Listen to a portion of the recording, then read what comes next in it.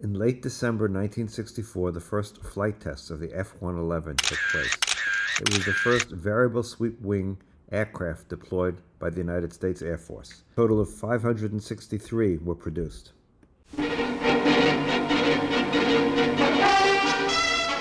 What may prove to be the most versatile airplane ever designed goes aloft at Fort Worth for the first test of its folding wings, now called the F-111. The craft was known as the TFX during its conception. On takeoff and while it climbs, the wings are angled back at a conventional 16 degrees.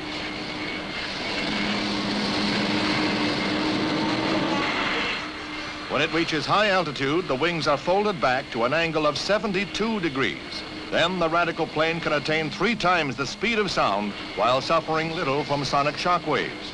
Thus, it is an airplane that has wings with great lifting power on takeoff and landing, while in flight, it becomes practically a flying bullet. Notice its resemblance to the paper planes we all made as kids.